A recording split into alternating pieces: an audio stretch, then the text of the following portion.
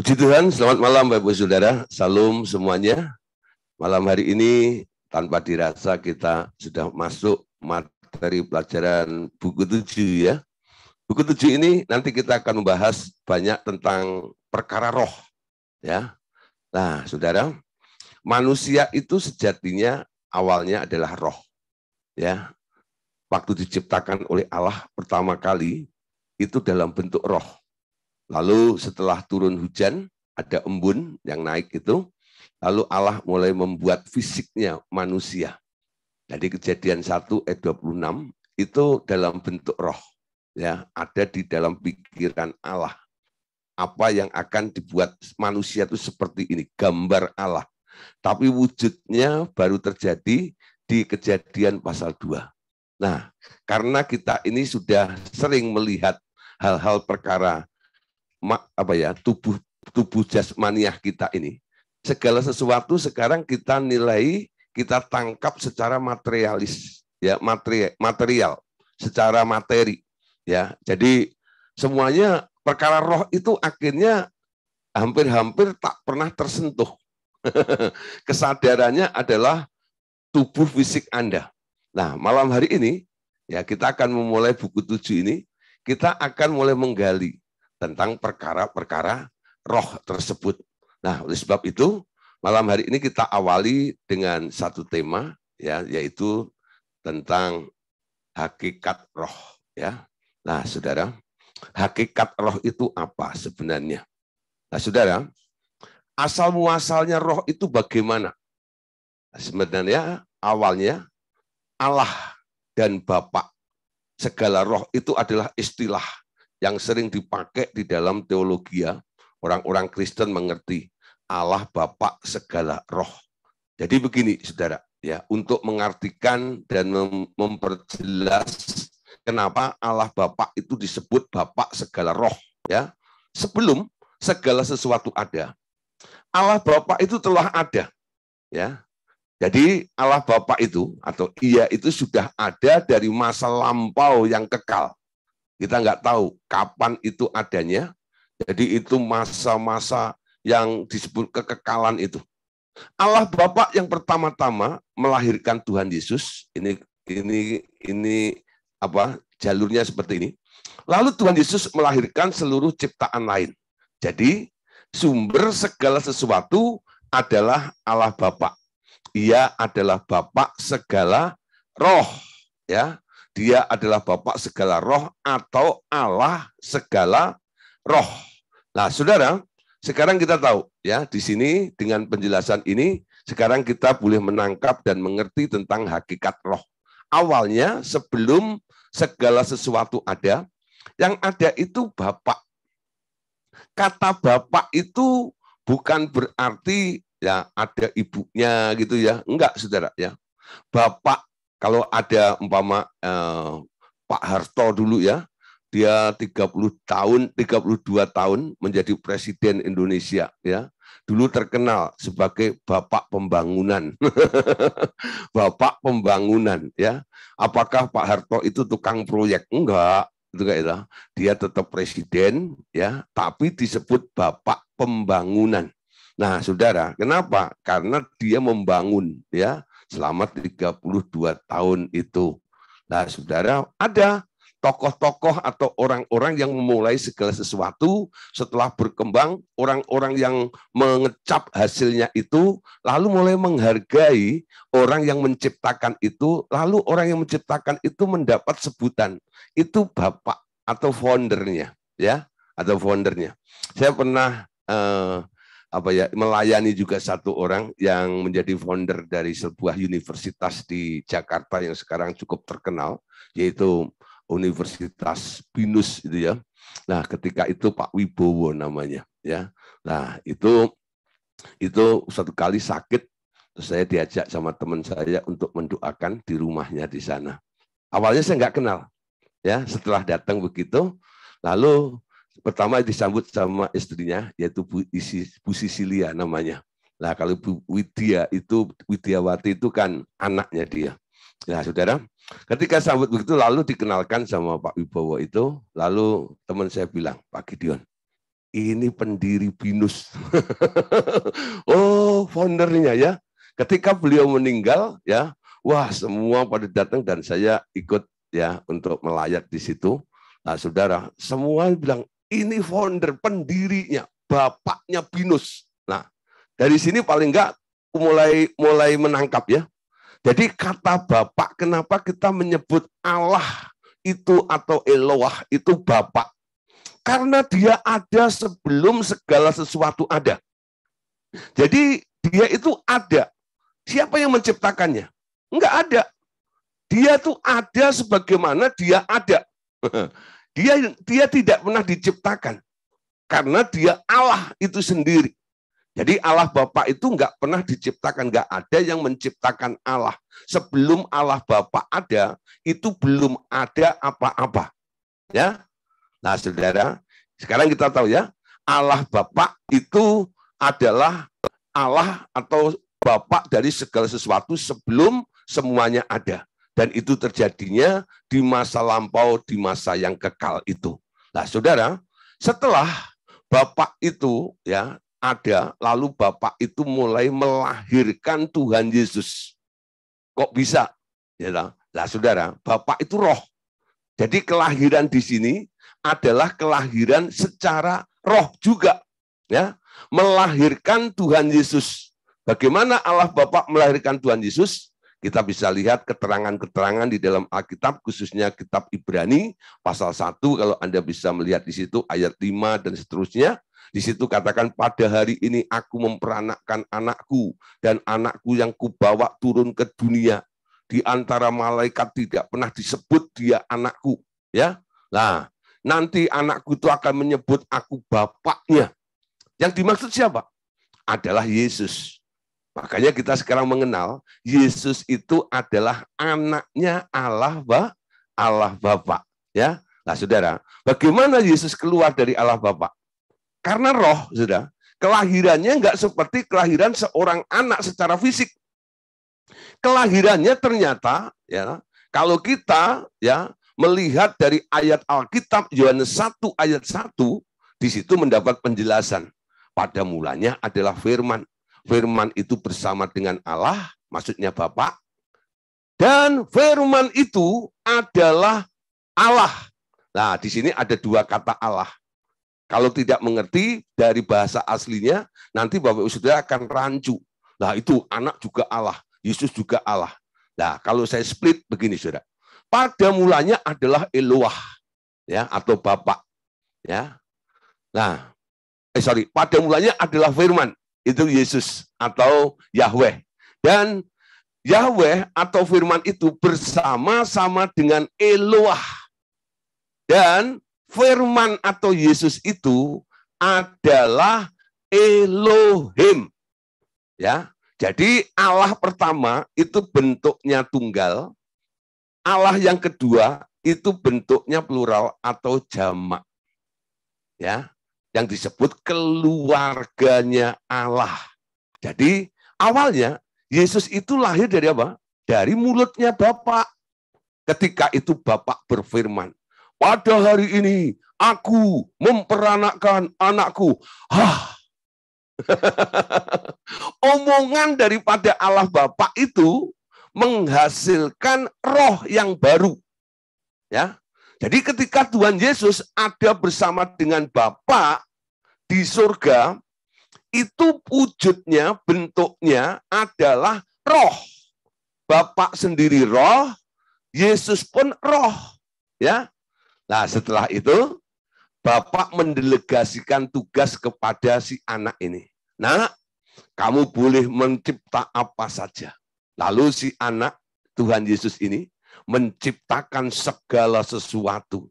Langit, bumi, dan segala isinya itu yang menciptakan adalah Tuhan Yesus. Bagaimana Tuhan Yesus menciptakan langit, bumi, dan segala isinya? Sama mekanismenya. Kalau Bapa melahirkan Tuhan Yesus dengan berfirman, Tuhan Yesus pun menciptakan segala sesuatu itu dengan kata kun fayakun. Berfirmanlah, maka semuanya jadi. Ya, bentuknya apa? Roh. Ya, awalnya roh. Tapi saudara, lama-lama roh ini bisa berubah menjadi materi. Jadi kalau kita sekarang bisa melihat langit, ya sehingga ada orang mengarang lagu, ku pandang langit penuh bintang bertaburan, nah gitu ya. Nah, Anda sekarang melihat fisiknya ya, ada langit fisiknya itu, ada bintang-bintang, ada bulan, ada matahari, ada planet, ada galaksi dan sebagainya. Nah, itu awalnya sebelum menjadi materi, itu diciptakan oleh Tuhan Yesus dalam bentuk roh terlebih dahulu. Ya, untuk memenuhi jagat raya ini, lalu Tuhan Yesus mulai mengubah dari bentuk roh ini, lalu diubah dalam bentuk materi. Begitu juga ketika Tuhan Yesus menciptakan manusia. Ya, awalnya manusia itu diciptakan dalam bentuk roh. Lalu Tuhan Yesus sendiri turun, dia main tanah liat itu, lalu membentuk patung, betul? Ya. Nah, ketika membentuk patung itu, lalu jadilah patungnya Adam. Ya, patungnya Adam. Nah, patung itu lalu diisi oleh Tuhan Yesus dengan dihembusin nafasnya. Lalu jadilah makhluk yang hidup. Tapi apakah sebelumnya Adam itu tidak hidup? Nah, ini yang kadang-kadang sedikit rancu. Saudara, kalau kita bandingkan ketika Tuhan itu menciptakan binatang dan menciptakan manusia, ya, dengan bentuk fisik itu, ketika Tuhan membuat binatang-binatang itu dari tanah juga kan? Nah, dibuat dari tanah binatang-binatang itu tanpa dihembusi, bukan? Tapi binatangnya bisa jalan. Binatangnya bisa bergerak. Dan ilmu biologi mengatakan semua yang bergerak seperti binatang-binatang itu dikategorikan sebagai makhluk yang hidup. Betul nggak? Tapi Anda lihat, ya, ada kejanggalannya di sini. Apakah binatang-binatang itu ketika diciptakan oleh Tuhan Yesus menghembuskan nafasnya? Tidak. Ya, hanya manusia yang dihembuskan nafasnya di situ. Nah, kenapa Alkitab mengatakan ketika patung Adam itu dihembusi nafas baru disebut sebagai makhluk yang hidup. Nah, di sini saudara, nanti saya bahas di sini. Perbedaan hidup dan bergerak itu sebenarnya ada perbedaannya. Hidup menurut bahasa Alkitab itu sebenarnya connected, ya, terhubung dengan Allah. Bisa berkomunikasi dengan Allah, ya.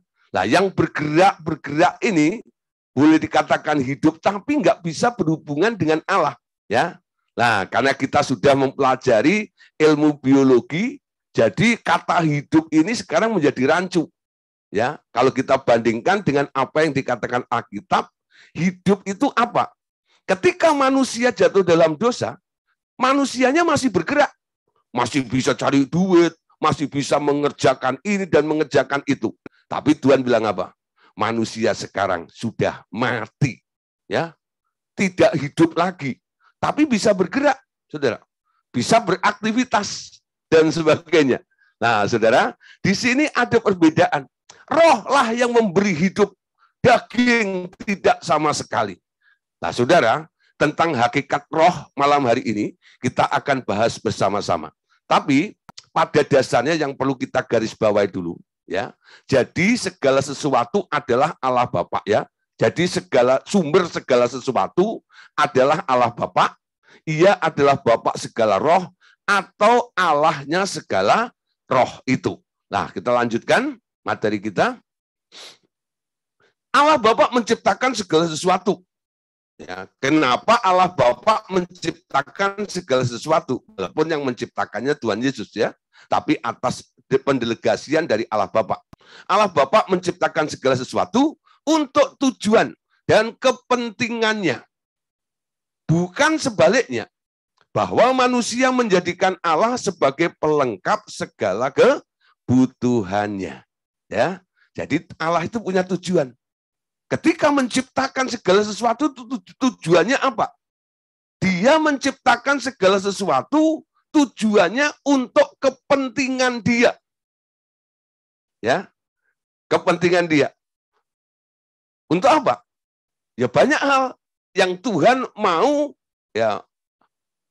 mau ambil fungsinya itu ketika dia menciptakan bintang, menciptakan matahari, menciptakan manusia. Ini bukan asal pokoknya supaya ada isinya seperti itu ya. Pasti ada tujuannya. Tujuannya adalah untuk kepentingan dia. Tapi saudara, tentang rencana Allah membuat makhluk-makhluk, menciptakan segala sesuatu untuk kepentingan dia ini, sekarang faktanya menjadi terbalik.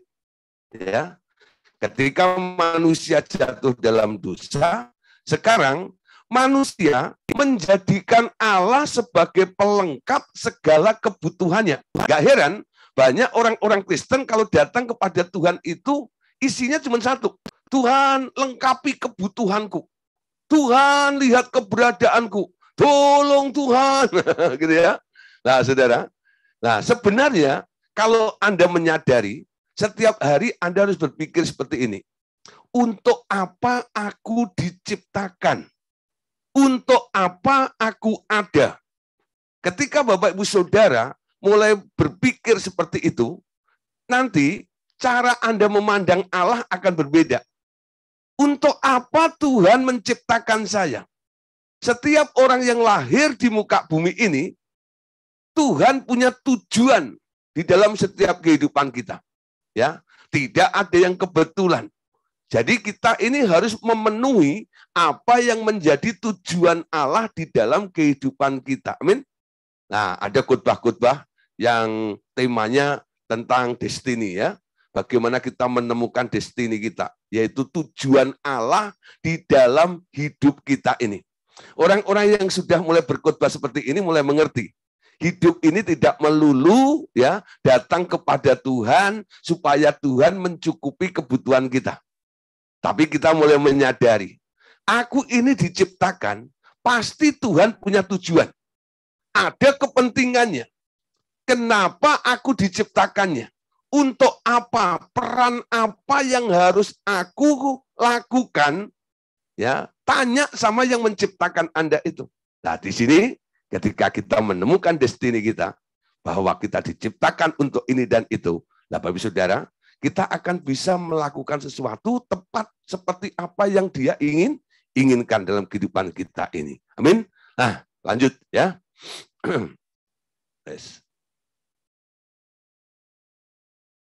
Segala sesuatu di alam roh itu ternyata adalah roh.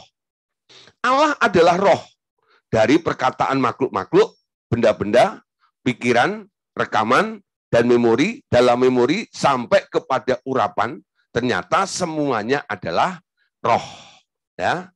Nah, saudara, kita lihat dulu satu ayat ini untuk mendasari pengajaran kita malam hari ini.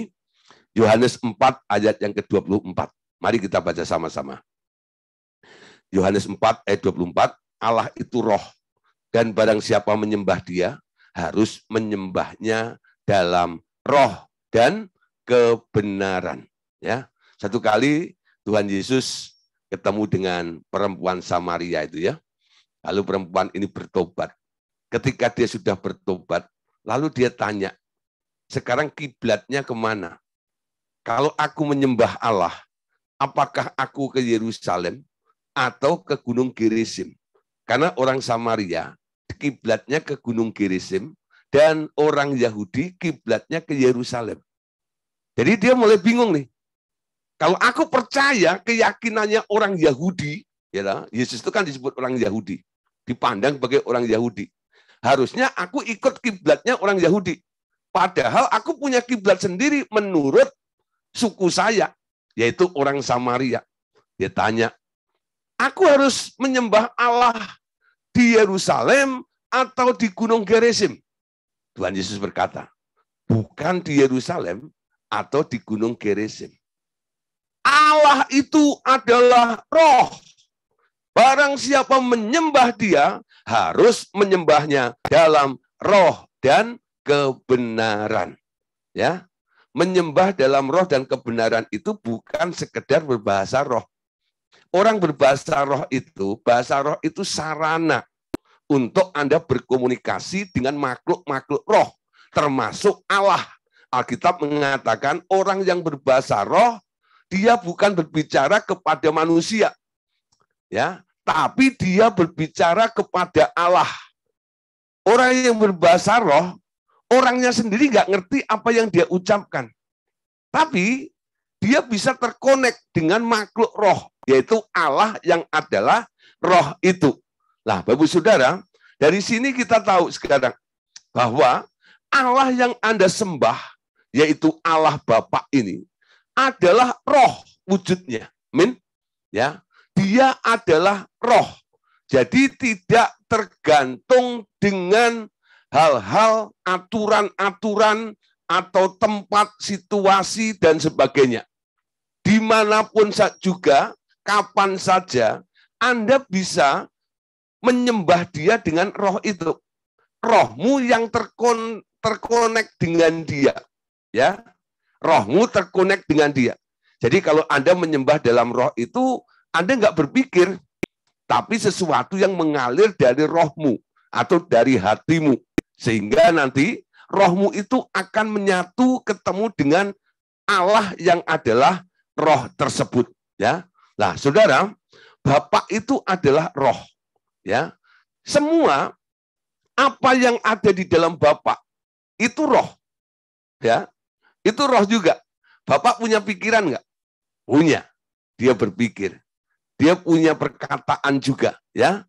Nah, saudara, perkataan itu juga roh, ya. Nah, pikiran itu juga termasuk roh.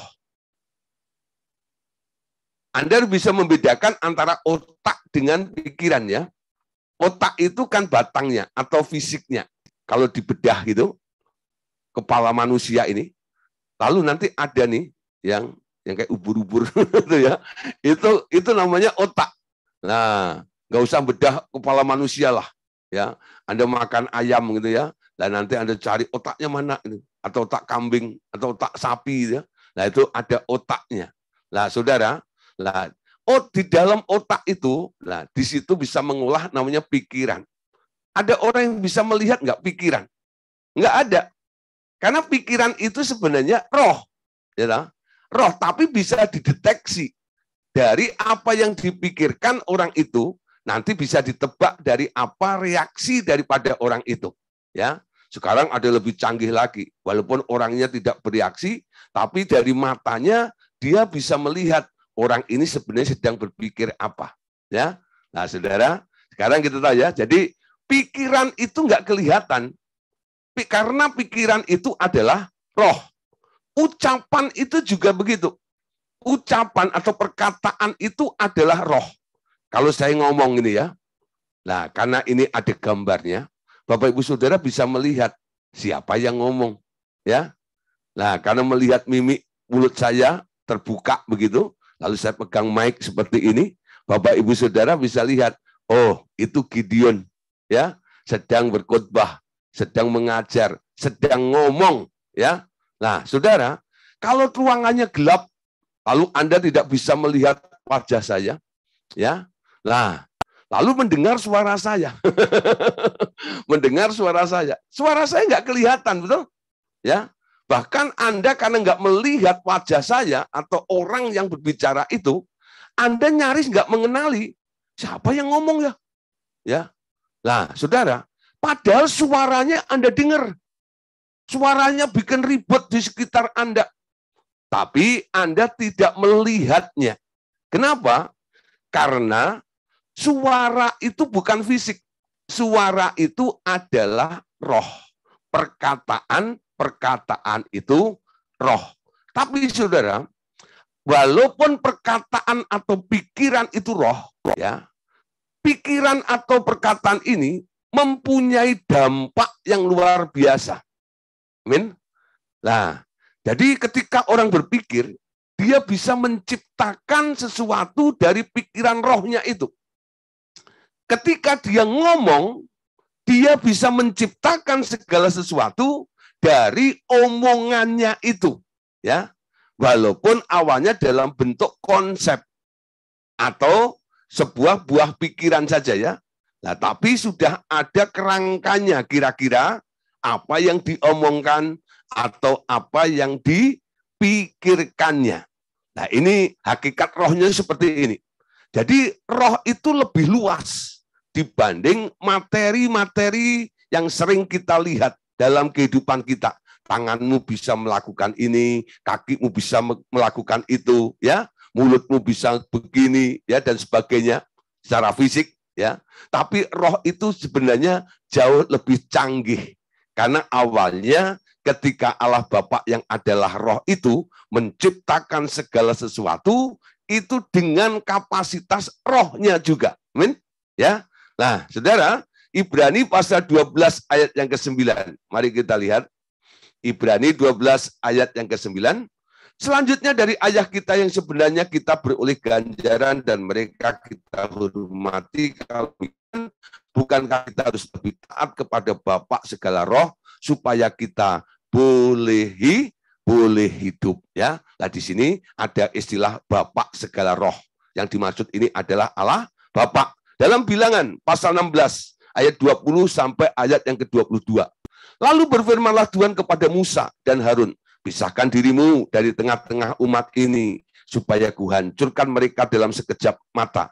Tetapi sujudlah mereka berdua dan berkata, ya Allah, Allah dari segala roh makhluk, satu orang saja berdosa, masakan engkau murka terhadap segenap perkumpulan ini. Bapak saudara, orang perjanjian lama pun mereka seperti Musa ini, dia juga menyadari, dia mengakui, ketika dia bersujud kepada Allah, dia sebut Allah Bapa itu sebagai roh Allah dari roh segala makhluk itu. Nah, saudara, malam hari ini kita akan melihat lebih lanjut lagi, ya. Ternyata tadi sudah saya katakan, perkataan itu adalah roh, ya. Perkataan itu adalah roh. Dimulai dari sini. Perkataan Tuhan Yesus, ya, perkataan Tuhan Yesus adalah roh dan hidup. Demikian pula sebenarnya perkataan semua manusia. Tetapi karena manusia itu telah mati, disconnection, putus hubungan dengan Allah, perkataannya juga roh sebenarnya. Tetapi bukan roh yang hidup. Sebaliknya membawa kematian, ya. Nah, perkataan manusia yang telah dilahirkan baru, yakni anak Allah, sewajarnya adalah roh dan hidup juga, membangun dan menumbuhkan orang lain, ya. Yohanes 6:63. Yuk kita baca sama-sama. Rohlah yang sekali tidak berguna. Perkataan-perkataan yang kukatakan kepadamu adalah roh dan hidup, ya. Nah, saudara, perkataan Tuhan Yesus itu adalah roh dan hidup. Anda tahu, ketika dia membangkitkan Lazarus dari kematian, bagaimana dia membangkitkannya? Apa Lazarus itu diseret dulu gitu? Enggak, ya, diguncang-guncang, bangun, bangun, enggak. Dia cukup dari luar kubur itu, Yesus berkata, Lazarus, keluar, bangun, keluar. Ya, nah saudara, orang yang sudah mati 4 hari itu, dia keluar dari kubur itu.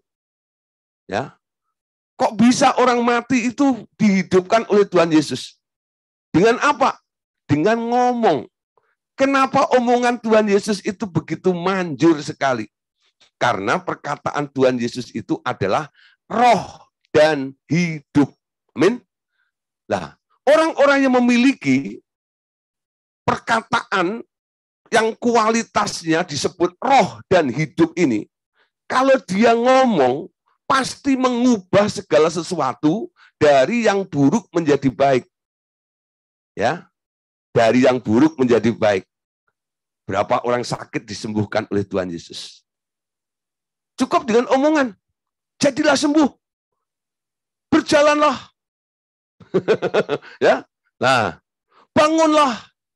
Terceliklah. Ya. Orang buta melihat, orang lumpuh berjalan. Ya. Nah, saudara, dilakukan oleh Tuhan Yesus dengan apa? Dengan omongan. Ini merupakan ciri daripada orang yang memiliki perkataan yang punya kualitas roh dan hidup itu. Sebenarnya manusia itu awalnya ketika diciptakan oleh Allah punya potensi yang sama. Kata seperti itu menunjukkan kualitasnya tidak berbeda dengan aslinya. Amin. Kalau Allah punya perkataan yang hidup, baik Allah Bapa maupun Tuhan Yesus, begitu juga Adam. Ketika diciptakan menjadi serupa dengan Allah, dia juga punya perkataan yang hidup juga. Ya, buktinya apa? Ketika Adam ditaruh di Taman Eden, di situ Adam disuruh merawat taman itu.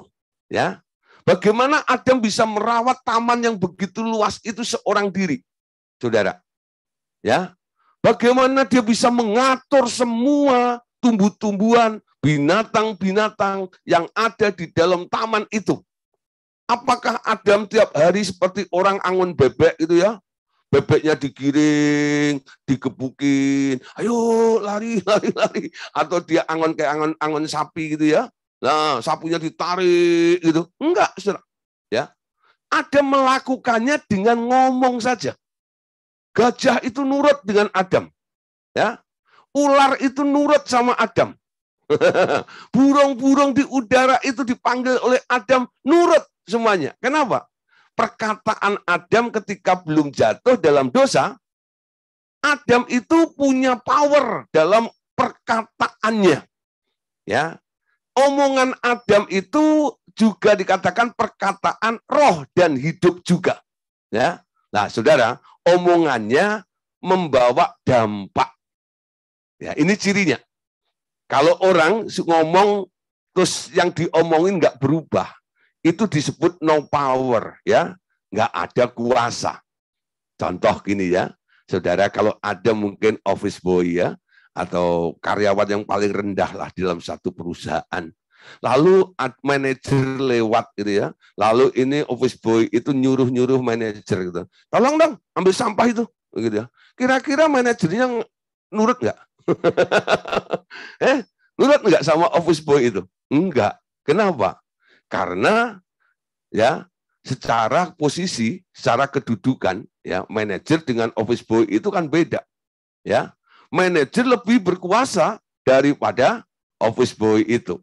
Ya, nah, kalau sebaliknya manajer itu ngomong kepada office boy, ya, bikinin kopi, bikinin teh, beliin makanan, bawa buku ini ke sini. Kira-kira ya manajernya office boy-nya itu bergerak menurut apa yang diinstruksikan oleh manajer itu atau tidak? Pasti mengikuti ya. Kenapa? Karena manajer menjadi orang yang berkuasa. Tanda orang yang berkuasa, omongannya punya power. Ya, Allah itu berkuasa. Makanya omongannya roh dan hidup, punya kuasa untuk mengubah, untuk menciptakan segala sesuatu. Ketika Adam ditaruh di muka bumi, Adam itu dijadikan orang yang berkuasa. Ya, di alam materi segala kuasa itu diberikan kepada Adam. Ya. Kepada Adam. Jadi Adam sekarang yang menguasai alam materi itu. Semua benda-benda, semua makhluk-makhluk kala itu semua tunduk dengan omongannya Adam. Pada omongannya Adam ya. Jadi Adam ngomong apa saja, semuanya bergerak, semuanya nurut seperti apa yang diinstruksikan oleh Adam kala itu. Tapi ketika manusia mulai jatuh dalam dosa, ya, itu makhluk-makhluk mulai membangkang, ya. Bahkan ada yang kurang ajar. Sekarang Anda lihat, ya, kutu aja kurang ajar, sekarang ada di atas kepala Anda. Anda cari sampai gini ya. Nah, sekarang manusia takut dengan binatang ini dan binatang itu. Dia perintahin harimau tuh pergi gitu. Harimaunya wow, Anda yang pergi, itu kayak. Nah, Anda kalah, gitu. Nah, Anda ketakutan. Omongannya tidak membawa dampak, nggak ada efek itu menunjukkan menurunnya power di dalam ucapan manusia itu. Kenapa? Manusia sekarang perkataannya bukan lagi perkataan roh dan hidup. Justru sebaliknya. Ketika manusia jatuh dalam dosa, sekarang perkataan manusia itu menurun, ya. Apa yang dikatakan justru sekarang mematikan, merusak segala sesuatu. Dosa akibatnya membuat manusia itu jadi turun standarnya, cara berpikirnya, dan kualitas omongannya. Amin. Nah, saudara, makanya Tuhan Yesus datang ke muka bumi. Setiap orang yang percaya kepadanya, lalu mengalami kelahiran baru. Ya, mengalami kelahiran baru. Ketika Anda lahir baru, ada yang dipulihkan oleh Allah. Apa yang dipulihkan pertama kali? Ini, saudara. Ya, kuasa perkataan Anda itu. Karena orang yang lahir baru, yang lahir dari Allah, dia sekarang ada di atas segala-galanya. Firman Tuhan mengatakan begini, dari semua yang lahir dari perempuan, nggak ada yang lebih besar dari Yohanes, ya.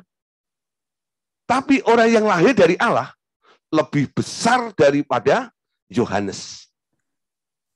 Ya, sekali lagi ya, orang yang lahir dari perempuan nggak ada yang lebih besar daripada Yohanes Pembaptis. Tapi orang yang lahir baru, orang yang lahir dari Allah, walaupun itu yang paling rendah di dalam kerajaan Allah ini, dia lebih tinggi, lebih besar daripada Yohanes yang paling top di antara orang yang pernah lahir di antara perempuan itu. Ya, nah, artinya apa, saudara? Posisi Anda sebagai anak Allah, Anda dibuat sederajat kembali. Level Anda sekarang diangkat.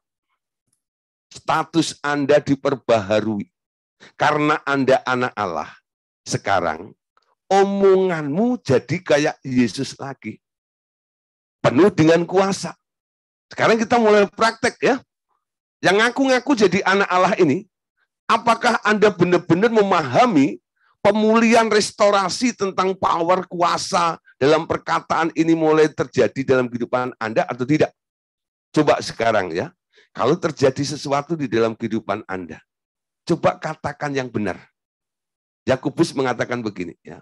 Manusia itu sering salah dalam segala hal, ya, dalam segala perkara. Tapi orang yang sempurna adalah orang yang tidak pernah salah dalam perkataannya. Coba, kalau keadaanmu salah, ketika Anda ngomong, mendeklarasikan yang benar, apakah yang benar itu seperti apa yang Anda ucapkan itu bisa mengubah keadaanmu atau tidak? Contoh, ya, kalau Anda sedang merasa diri Anda sakit itu, ya, Anda jangan berpikir, aduh, mau telepon Pak Ayub dah, biar didoain. Ya. Coba, ya, nggak usah berpikir begitu. Anda bilang, kalau saya rasa sakit ini, saya mau ngomong benar. Siapa bilang saya sakit? Omong kosong. Ya, tubuh saya adalah bait Allah. Saya orang paling sehat di dunia. Ketika Anda ngomong seperti itu, apakah penyakit itu pindah pergi dari Anda atau tidak?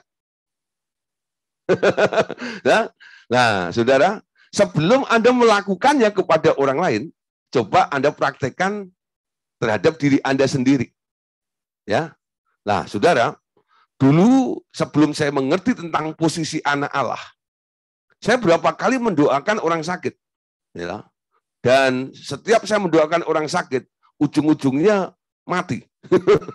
Orang sakit itu, ya.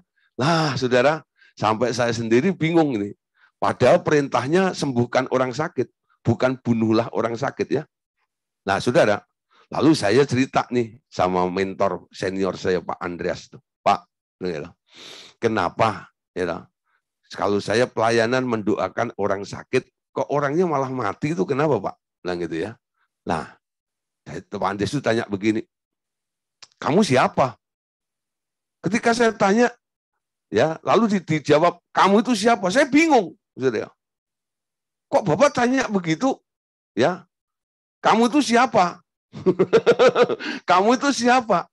Lah, saya nggak bisa jawab, saudara. Ya paling saya bilang, nah saya kan hamba Tuhan, makanya orang undang saya untuk mendoain mereka karena mereka sakit, ada yang mereferensi, akhirnya ketemu dengan saya sebagai hamba Tuhan. Saya doain, Pak. Kok malah mati? Ya, Pak Andreas cuma mengangguk-ngangguk gitu ya. Lalu dia bilang gini, Gideon, kamu harus tahu, ya, tahu sejatinya kamu itu siapa. Makanya saya tanya, kamu itu siapa? Ya, kamu itu adalah anak Allah. Kamu itu adalah anak Allah. Belum ngerti juga, saudara. Karena masih baru-baru gabung dengan Pak Andreas. Nah, muncullah itu buku Posisi Anak Allah. Lalu dijual, ya, setelah ibadah gitu saya beli, gitu ya. Saya baca loh, tentang posisi anak Allah itu. Ya. Nah, kadang-kadang iblis itu menggeser kesadaran kita. Sehingga kita ini menjadi ya, derajat kita itu turun. Oh Tuhan, lihatlah keberadaan hamba-Mu ini. Walaupun ngaku hambanya Tuhan. Tapi Tuhan itu mau kita menyadari bahwa kita ini adalah anaknya Allah. Yang omongannya penuh dengan kuasa itu Yesus, anak Allah. Betul? Ketika Anda diciptakan dulu, ya, ketika Adam diciptakan dulu, dia diciptakan seperti Yesus, kan? Nah, iblis merusak citra gambarnya. Diubah jadi sama seperti dia. Seperti iblis itu. Atau seperti dunia ini. Kita dikembalikan lagi untuk menjadi serupa dengan dia. Posisi inilah yang membuat kita punya power lagi. Nah, ini diteguhkan kembali, ya. Ketika Pak Andreas ngomong seperti itu, saya ingat pengalaman ketika dulu saya pernah ikut acara di Goskit Surabaya. Waktu itu saya masih menjadi hamba Tuhan di Kota Nganjuk. Nah, di situ saya ke Surabaya, ada hamba Tuhan namanya Win Worley, ya. Nah, Win Worley itu pakar pelepasan, badannya gemuk sekali gitu ya. Nah, itu banyak angkatan-angkatan laut ya yang ikut pelayanan pelepasan di situ dan sebagainya. Nah, di seminar itu satu kali dia mendemonstrasikan bagaimana cara melayani pelepasan. Lalu ada beberapa orang yang memang sudah disiapkan oleh panitia yang akan dilayani, ternyata dia bermanifestasi. Ya, lah, ketika bermanifestasi itu, ya awalnya Win Worley itu menengking, pergi, nyah, keluar dalam nama Tuhan Yesus. Gitu ya. Itu roh yang ada di dalam orang itu tuh nggak bergeming. Malah ngeledek Win Worley seperti itu, ya. Lalu Win Worley itu bilang begini, saudara. Sekarang dari langit tingkat 3, ya, aku perintahkan engkau keluar. Itu orang itu langsung jatuh. Ampun, ampun. Tadi dia melawan, ya toh, ngeledek Win Worley. Ketika Win Worley bilang, dari langit tingkat 3, sekarang aku perintahkan, aku usir engkau keluar. Nyah dalam nama Tuhan Yesus. Dia langsung tunduk, saudara. Ya, jadi saya nyambung. Oh, dulu Win Worley itu kenapa pakai kata langit tingkat 3? Iblis itu kan penguasa di udara. Ya. Nah, ketika Win Worley dari bawah, dia tengkeng yang ada di atasnya, diketawain. Win Worley naik di atasnya. Tempatnya si iblis itu, dari atasnya iblis itu dia tengking. Iblisnya tunduk. Roh-roh itu pada takluk semuanya. Ah, kenapa Pak Andreas bilang, kamu itu siapa? Dari situ saudara, saya mulai mendevelop diri saya. apapun keadaannya, apapun kata orang, aku nggak boleh kurang dari ini. Aku adalah anak Allah. Amin. Aku adalah anak Allah. Saya mulai belajar menghidupi anak Allah itu. Taat seperti Yesus taat dan sebagainya. Nah, dari situ hasilnya mulai ada. Berapa kali saya pelayanan, ya, ketika saya tengking seorang, ada dampaknya. Ucapan saya berbeda, ya. Betul, satu kali di kompleks saya itu ada orang yang sedang worship ceritanya, itu dari kelompok Katolik karismatik. Dia lagi nyembah gitu. Ternyata ada yang manifestasi.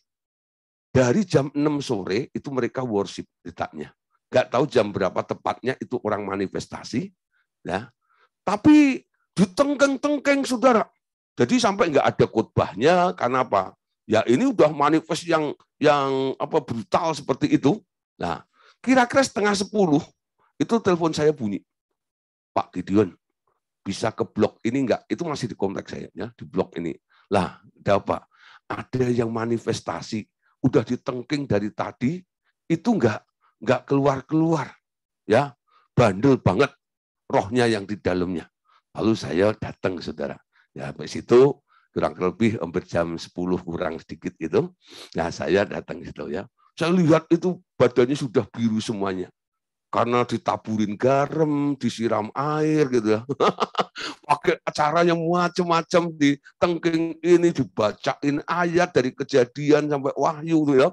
Semua ngomong macam itu. Nah, terus saya masuk, saya bilang sama timnya mereka, coba ya, izinkan saya melayani dia. Oke? Lalu setelah mendapat izin dari mereka, saya bilang, tolong diam semuanya. Dia dipegangin 5 orang. Ya, lalu saya bilang, tolong lepaskan. Pak, nanti kalau berontak gimana? Gitu. Tolong lepasin. Bilang gitu. Semakin kamu tahan, dia akan semakin meronta. Ya, nggak tahu tuh ada wibawa yang luar biasa, ya, sehingga saya itu ngomong dengan lantang seperti itu. Ketika mereka nurut, semua dilepasin, lalu saya mulai bicara dengan roh yang di dalam dirinya. Karena ketika saya datang, saya langsung tahu, oh ini roh bapaknya di dalam dirinya. Ya, nah, saudara, lalu saya bilang, siapa kamu? Lalu dia mulai ngomong, kamu pasti bukan si A ini ya. Siapa kamu? Aku bapaknya. Wah, lalu mulai saya layanin, ya, nggak nyampe 5 menit, saudara. Beres. Nggak nyampe 5 menit. Beres, saudara ya. Nah, saya injilin, saya suruh undang Tuhan Yesus dan sebagainya. Lalu selesai. Sudah duduk, kasih minum, dia sadar, ya. Lalu saya salamin, oke, puji Tuhan, saya langsung kabur, pulang. Lalu besoknya ada yang bertanya gini, Pak Gideon, itu kenapa? Apa bedanya? Ya, kok ditengking sama A, B sampai berjam-jam kok nggak keluar? Nah, dia no power. Dia itu kadang-kadang hanya ikut-ikutan. Pelayanan itu bisa ya dilakukan karena dia melihat, mencontoh. Dulu awal-awal saya melayani juga begitu, ya. Saya lihat Pak Andreas, oh kalau nengking itu begitu ya, tangannya sambil gini gitu ya, sambil gede gitu. Ayo keluar ya. Nah itu zaman RDSP ya.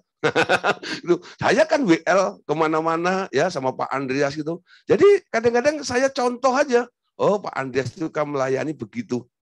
Jadi pelayanan saya cuma niru. Saya nggak ngerti kenapa Pak Andreas melakukan seperti itu. Ketika Pak Andreas bilang, kamu adalah anak Allah. Posisi anak Allah, status anak Allah, kuasa anak Allah itu mempengaruhi apa yang Anda ucapkan akan terjadi. Amin. Ya, apa yang Anda ucapkan akan terjadi. Nah, saudara, jadi orang lahir baru, dia dipulihkan kembali statusnya sebagai anak Allah. Sehingga perkataanmu menjadi perkataan yaitu roh yang hidup. Bukan perkataan yang mematikan lagi. Amin. Ayo coba mulai ya. Kesadaran sebagai anak Allah Anda bangun. Kembali pada pola semula. Ya, Adam itu anaknya siapa sih coba? Adam itu anaknya siapa? Kalau Anda baca di dalam Alkitab, Adam itu anaknya Allah. Amin. Adam itu anaknya Allah. Yesus anaknya siapa? Yesus anaknya Allah juga. Nah, dua anak Allah ini sama-sama punya potensi. Adam punya power dalam perkataannya, Yesus pun juga punya power dalam perkataannya. Yesus nggak pernah ya takluk kepada iblis, bukan? Walaupun digoda, dirayu, dia menang. Adam kalah pada waktu itu. Tapi sekarang kita yang telah ditebus oleh Tuhan Yesus, kita diberi kembali otoritas itu. Sehingga perkataanmu adalah perkataan yang hidup. Amin. Nah, saudara, sekarang kita mulai nangkep.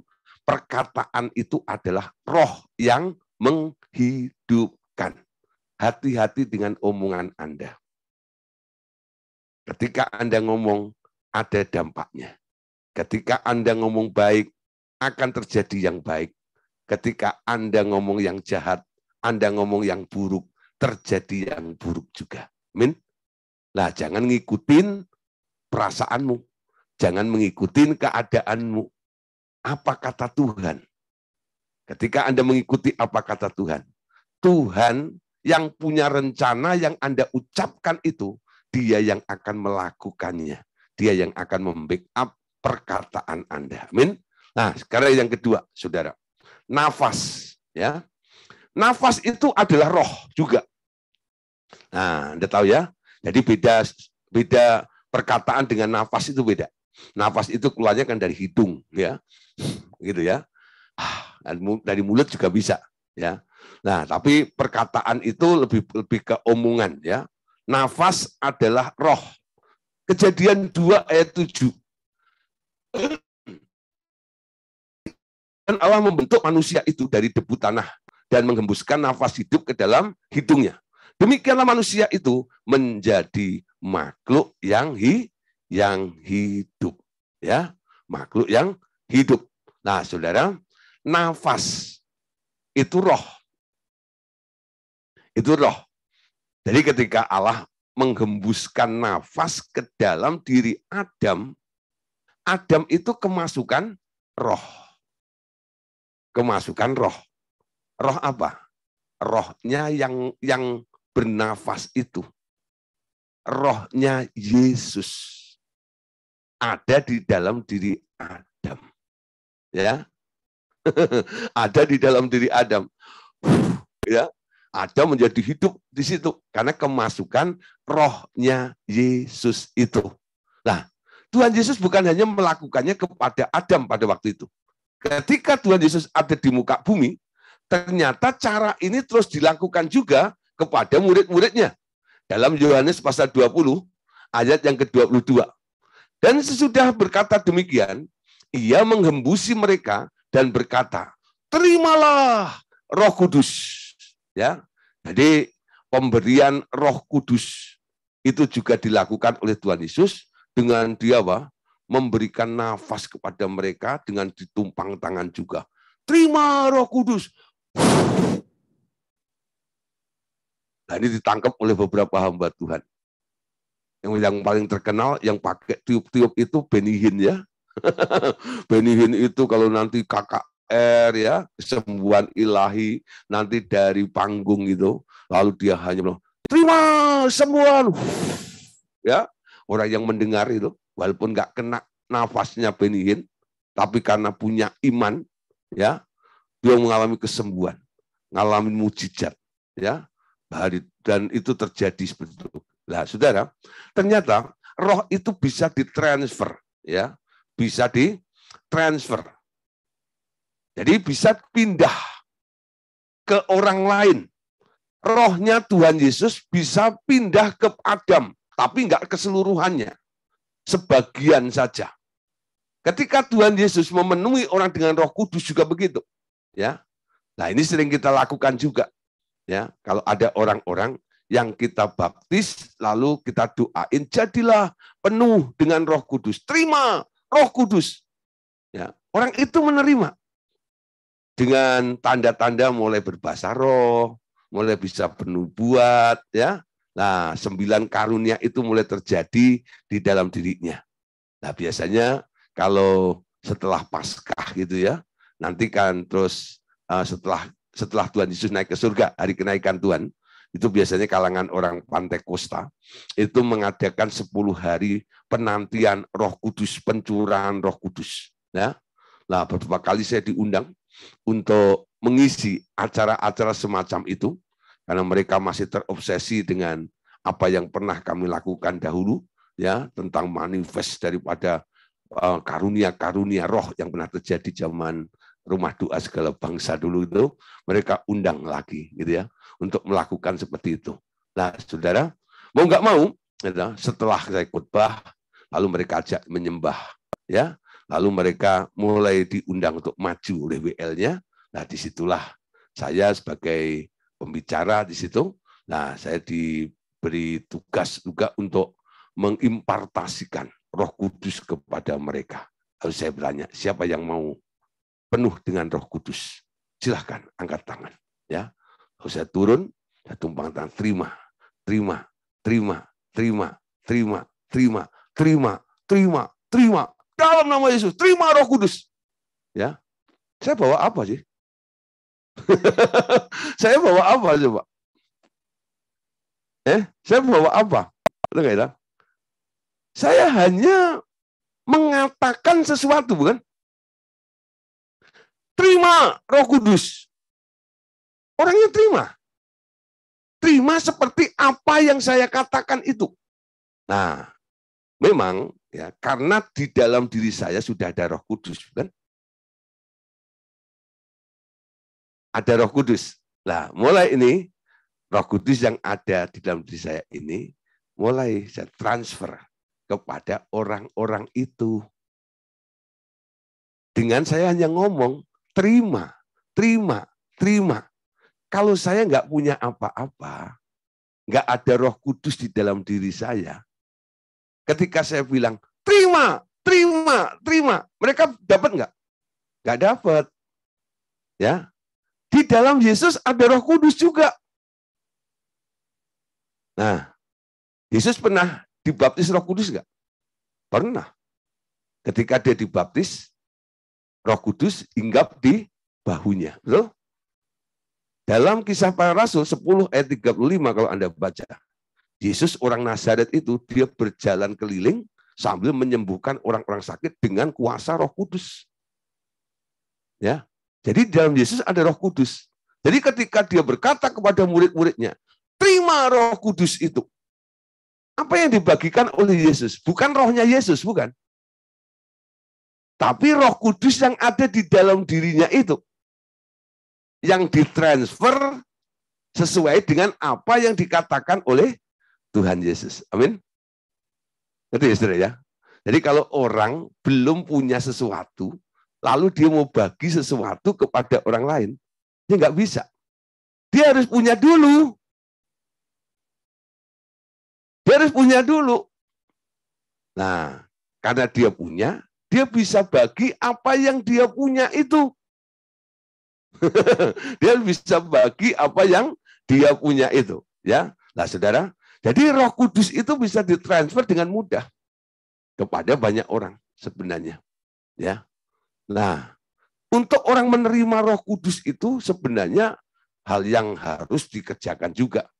Karena orang kalau tidak dikenalkan kepada Roh Kudus, bagaimana orang itu bisa nanti dipimpin oleh Roh Kudus ya.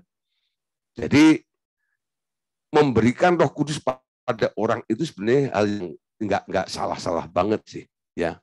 Tapi kalau orang mulai nih ya, mau apa ya, sedikit-sedikit gitu loh, ngurapin orang, sedikit-sedikit ngurapi orang ya, bagi-bagi gitu tanpa ada satu arahan bimbingan, didikan dari orang itu untuk taat kepada firman, ya. Nah, nanti mereka hanya mengejar karunia-karunia aja yang ada di dalam diri mereka itu, ya. Nah, saudara, malam hari ini, ya, jadi kita belajar tentang hakikatnya dulu, ya, tentang hakikat roh itu. Jadi boleh disimpulkan begini. Awalnya adalah Allah Bapa. Bapa itu adalah roh, ya. Dia ada sebelum segala sesuatu ada. Dia ada di masa kekekalan, di masa lampau itu. Lalu Allah Bapa mulai melahirkan Tuhan Yesus dalam bentuk roh. Lalu Tuhan Yesus mendapat pendelegasian untuk menciptakan segala sesuatu. Karena Tuhan Yesus pada waktu itu belum punya tubuh fisik atau tubuh jasmani, dia masih tubuh roh juga. Dia ciptakan awal-awalnya juga roh. Amin. Nah, tapi untuk memenuhi jagat raya ini, Tuhan Yesus mulai mengubah juga dari apa yang diciptakan dalam bentuk roh itu, lalu mulai diubah juga dalam bentuk materi. Jadi awal daripada adanya materi itu adalah roh. Ya, adalah roh. Jadi kalau kita melihat benda hari ini, apa ya yang Anda pegang itu? Sebenarnya itu ada rohnya enggak? Ada rohnya enggak? Ada. Ya, karena asalnya dari roh. Yang Anda lihat, yang Anda pegang, yang Anda sedang lihat hari itu kan materinya. Tapi sebenarnya sebelum jadi materi, benda-benda itu adalah roh semuanya. Ya. Jadi sebelum ada fisiknya matahari, atau bulan, atau gunung, dan sebagainya, diciptakan dulu apa? Roh dulu, betul ya? Roh dulu. Jadi semua itu adalah roh. Nah, kenapa saya harus ngomong begini, saudara? Nanti ada pembahasannya. Ya, ternyata nanti ada sih. Pohon-pohon itu juga ada rohnya. Binatang ada rohnya. Semua benda itu ada rohnya. Ya, nah ada rohnya. Itu di bagian terakhir nanti. Ya, akan kita bahas tentang hal itu. Tapi dengan kita mengetahui cara Tuhan menciptakannya, nanti ketika saya membahas itu, Bapak Saudara tidak akan kaget, ya, bisa mengerti. Nah, untuk lebih jauhnya, ya biar penasaran dulu. Nah, malam hari ini ya kita sampai di sini dulu nih tentang hakikat roh, ya. Tapi lihat ada dua perkara, yaitu perkataan dan nafas. Itu adalah roh juga. Jadi kalau Anda bernafas, sebenarnya Anda mengeluarkan roh. Ya. Nah, kalau Anda ngomong, Anda juga mengeluarkan roh. Jenis roh apa yang Anda keluarkan tergantung kondisi Anda. Kalau Anda rohani, yaitu hal-hal yang rohani. Yang membangun, membangkitkan, ya, memperbaiki, dan sebagainya. Tapi kalau Anda sudah berdosa, ya, tidak terkonek dengan Allah, apa yang Anda ucapkan, atau Anda tiup, gitu ya, itu nanti dampaknya adalah hal-hal yang buruk, merusak, dan sebagainya. Oke? Nah, saudara, besok kita akan lanjutkan pelajaran ini. Besok kita akan membahas tentang macam-macam roh yang dari Allah itu apa saja yang diberikan kepada manusia. Ya, ada roh hikmat, ada roh keahlian, ada roh kecerdasan, ada roh yang luar biasa. Nah, besok kita akan bahas bersama-sama. Amin. Oke, Tuhan Yesus memberkati kita semuanya. Amin.